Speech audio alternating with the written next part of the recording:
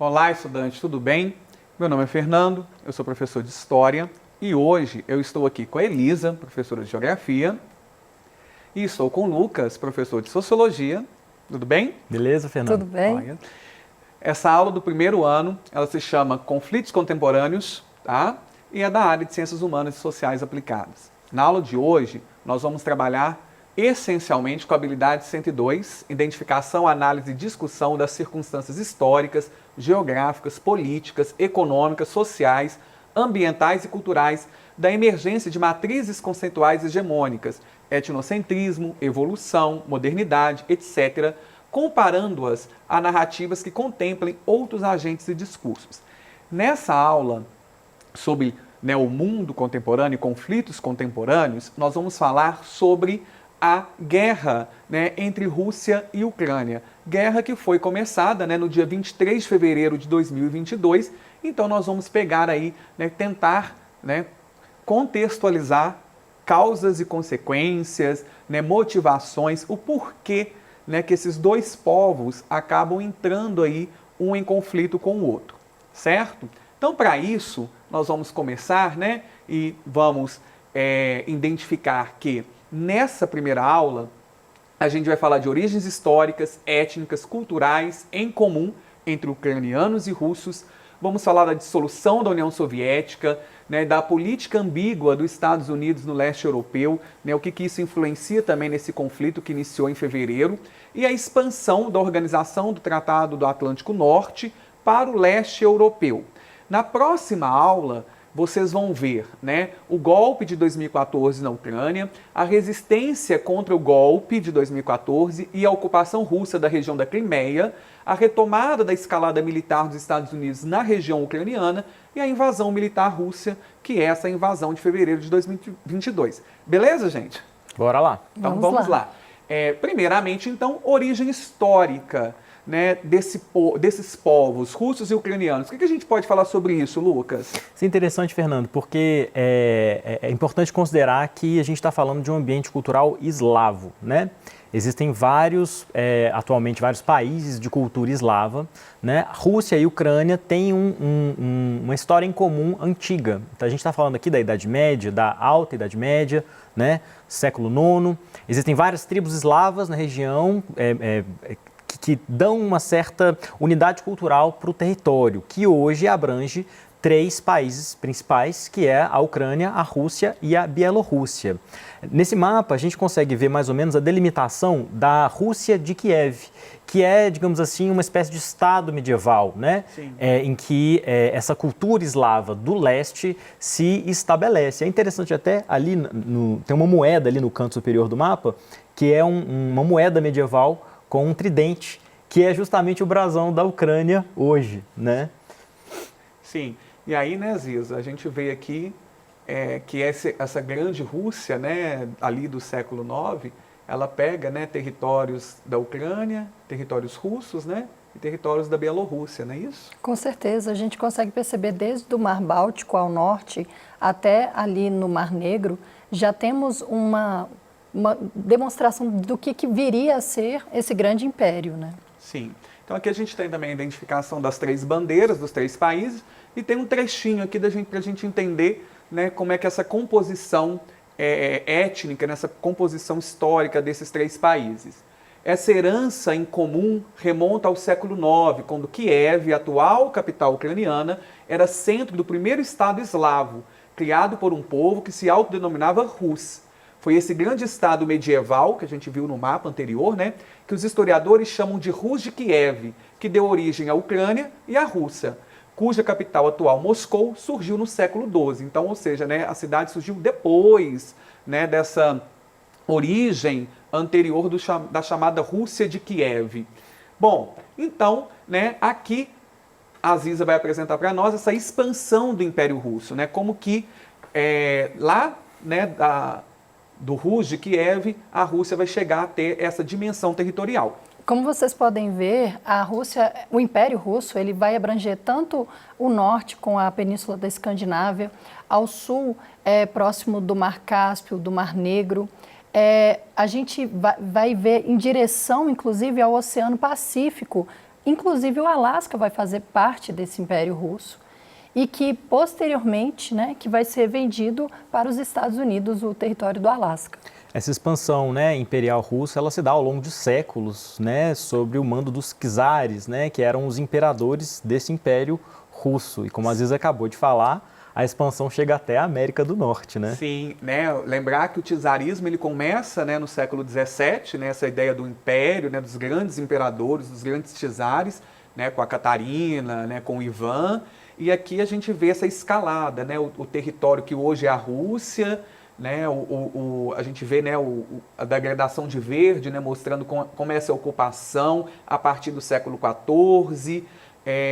Aqui também, né, é século XVII, nós temos aqui também, né, século XVII e XVIII, a região roxa, aqui século XVIII e XIX, século XIX e XX, né, que é a Ásia Central, e, né, a chamada região da Manchúria, que quando a gente faz análise sobre Revolução Russa, a gente fala dessa região aqui, né, região da Manchúria. Eu acho que é importante considerar uma coisa, que é o seguinte, a gente está falando do contexto europeu, né, do contexto russo, né, e enquanto as potências ocidentais, como França, Inglaterra, Portugal e Espanha estão se expandindo para o oeste, né, rumo ao Oceano Atlântico, a Rússia também tem um movimento, né, de colonização e imperialismo para o leste, né, ela tem mais saída para território, né, Ziza? Sim, uma questão estratégica, porque quando a gente vai falar de domínio, poder, era muito relacionado às suas posses de território, de sua expansão, não no sentido apenas monetário.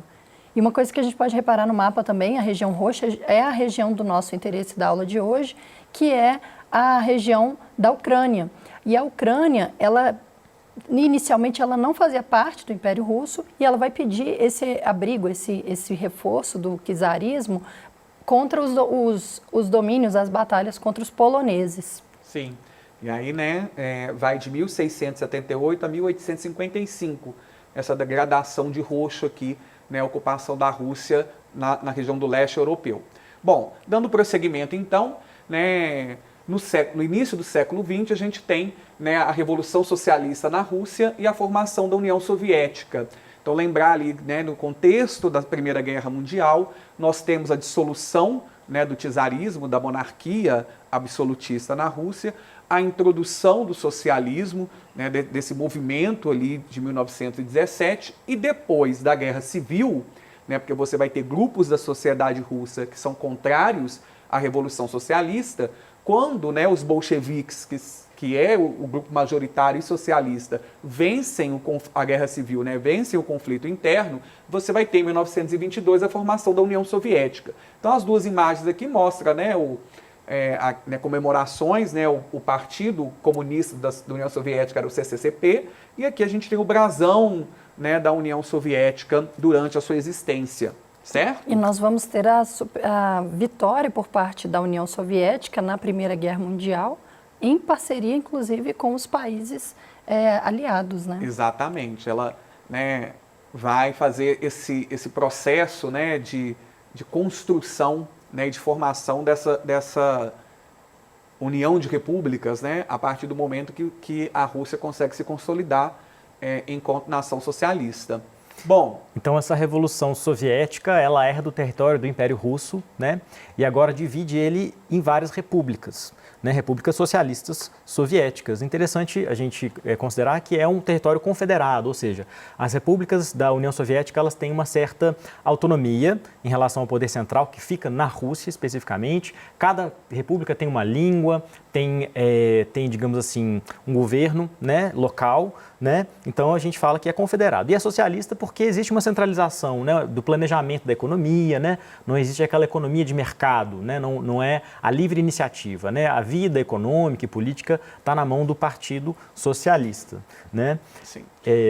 Então, né, dando prosseguimento, estudante, a gente vai dar esse salto aí para falar da dissolução da União Soviética. Então a gente falou da formação, né, lá em 1922, contextualizou. Então nós vamos para a dissolução, né, ou seja, a União Soviética, né, ela existe, né, de 1922 a 1991, é um Estado socialista, confederado, como o Lucas acabou de dizer, né, possui repúblicas com governos, idiomas e culturas próprios, porém sob o auspício, né, a subordinação do governo de Moscou, né, do Kremlin, que é a sede da União Soviética.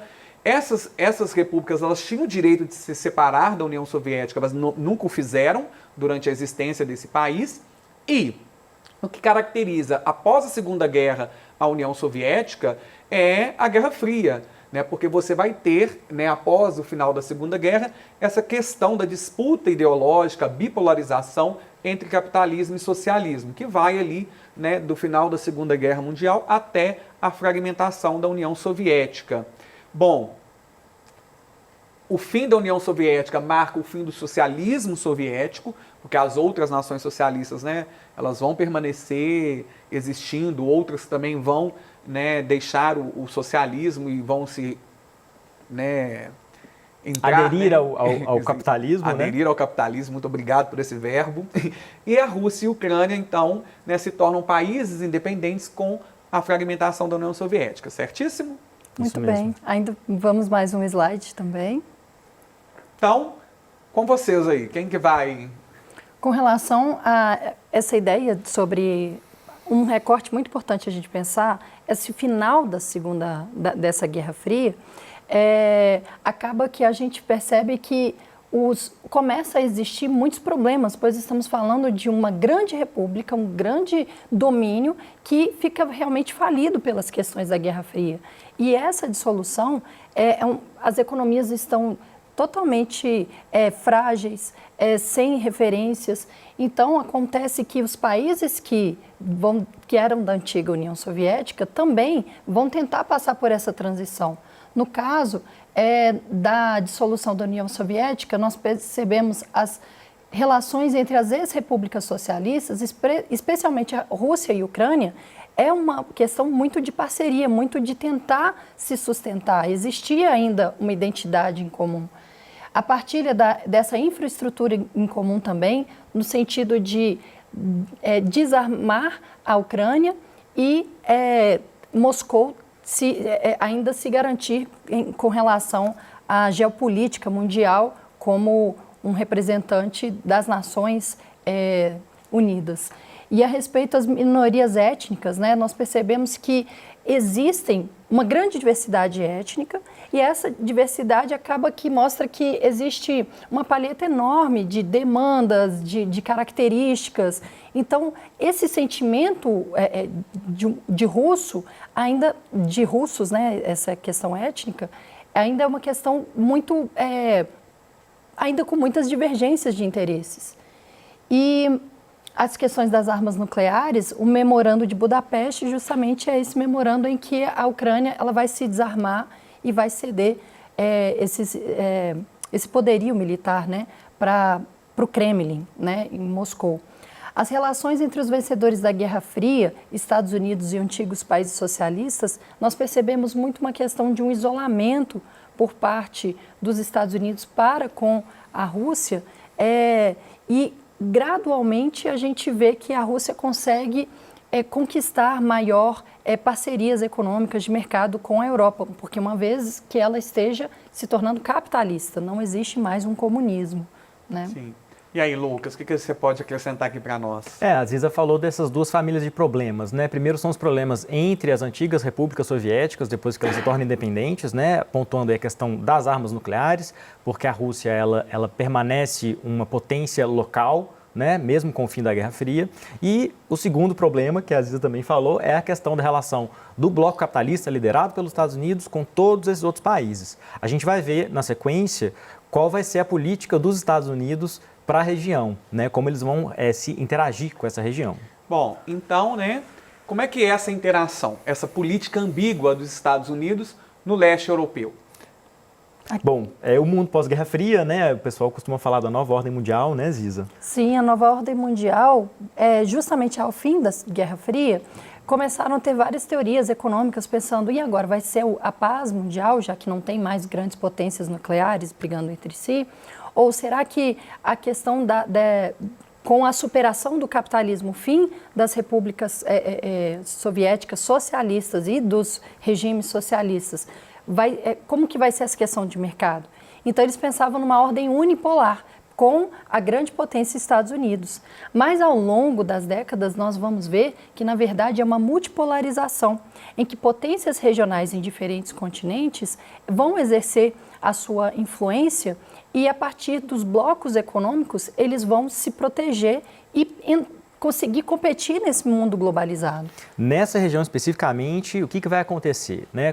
Os Estados Unidos vão ver na Rússia um competidor capitalista agora, né, como uma potência local, e eles vão isolar a Rússia, né? À medida que o tempo vai passar depois da Guerra Fria, eles vão isolar a Rússia, eles vão tentar enfraquecer de todas as formas a união entre os países ali na região, né? E os outros países, né, que eram antigas repúblicas socialistas, eles vão tentar integrar o bloco capitalista à medida que o tempo for passando. A política ela é ambígua justamente por isso, porque desde o fim da Guerra Fria existe um isolamento da Rússia e uma integração, a tentativa de integração de todos esses aliados ao Ocidente, ao capitalismo, né? Isso a gente consegue perceber, então, né, a ideia de que as repúblicas menores que compunham a União Soviética, elas vão se integrar até como forma de domínio, né, e de inserção a esse mundo capitalista, até porque você tem a questão ideológica, né, de que o capitalismo venceu, e em contraposição a gente tem, né, um país que tem muitos recursos naturais, tem muitos recursos militares por causa da Guerra Fria,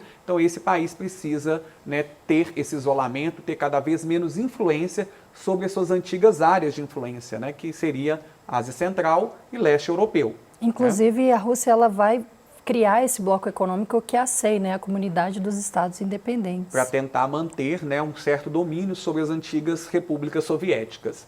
Bom, e aí, né, a gente tem também, durante a década de 90, algumas etnias, né, sob domínio do antigo Império Russo, que ficam sob domínio da União Soviética e que, né, após a fragmentação da União Soviética, vão tentar também, né, exercer as suas liberdades, né, sair dessa dominação da Rússia. Então, uma das repúblicas, né, que compõem o Império Russo é a Chechênia, que vai sofrer, né, vai ter nessa tentativa de separação. Nós vamos ter durante a Guerra de 90, né, durante os anos 90, né, a Guerra da Chechênia, certo? E isso vai ser um exemplo dessa política de enfraquecimento, né, dos Estados Unidos em relação à Rússia, porque como a Rússia tem muitas etnias, é muito fácil você gerar o separatismo, né? Então a influência, né, a vontade por domínio, né, vai fazer com que o bloco ocidental, liderado pelos Estados Unidos, invista e influencie o separatismo na Rússia. E um dos exemplos vai ser a Chechênia, que tem uma minoria muçulmana, né? E eles vão ser apoiados pelos Estados Unidos para gerar um cisma, uma separação da Rússia, né? Sim, aqui a gente consegue ver no mapa, né, Aziza? Sim. Que é a Chechênia, né, demarcada dentro de todo esse complexo de territórios, né, que compõem a Rússia atual. Que é um ciclo mesmo de dominação, de pegar conflitos internos, como aconteceu também na Líbia, acontece também no Iraque, a gente viu no Afeganistão, como forma de desmantelar mesmo a Rússia indiretamente. Que há essa instabilidade, né? Por exemplo, aqui é um caso étnico de povos muçulmanos, né? Então, pega uma questão pontual e aumenta a dimensão disso. Ok. Bom, a resposta de Putin a esse isolamento que a gente vem tratando, né? O que a gente pode dizer sobre isso? Como é que o Putin, né, que vai ser eleito presidente no início do século XXI, né, que a resposta, né, desse governante a toda essa estratégia, né, que a gente percebe ali na virada do século XX para o XXI? Então, o Putin ele vai surgir como uma unidade, uma personificação do líder dessa grande nação russa, que eles buscavam. Ele vai trazer um fortalecimento militar, vai reerguer a economia e, principalmente, vai buscar novos aliados, né? E nos anos mais recentes, de 2014, vai ter uma aproximação, inclusive, com a China. Muito bem. Bom, aqui, né, a gente tem a relação entre OTAN e Pacto de Varsóvia. Rapidinho, Lucas. Vamos lá. No final da Segunda Guerra Mundial, né, o bloco ocidental capitalista faz a OTAN, que é a organização do Tratado do Atlântico Norte, que vai ser a união militar dos países capitalistas. Porque a partir desse momento vai existir o bloco socialista, que vai estar ali na beira da Europa, né, no leste. Da mesma forma, o bloco socialista logo em seguida vai fazer o próprio pacto militar, que é o Pacto de Varsóvia, né, liderado pela Rússia e todos os países socialistas. E com o tempo, né, com o final da Guerra Fria, né, o Pacto de Varsóvia vai terminar e a OTAN vai continuar. A questão é que no final da Segunda Guerra, os Estados Unidos ficam apalavrados com a Rússia, de que, no final da Guerra Fria, de que eles não vão avançar para o leste, mas como a gente pode ver no mapa, eles avançam cada vez mais ao longo dos anos 90. Então aqui, né, a gente tem o que era, né, o antigo Pacto de Varsóvia e quais são os países do antigo Pacto de Varsóvia que hoje fazem parte da OTAN. Bom, estudante, espero que vocês tenham gostado dessa contextualização inicial. A gente tem um próximo encontro sobre o mesmo assunto. Até lá. Muito obrigado pela participação de vocês, tá? Muito obrigada, até a próxima.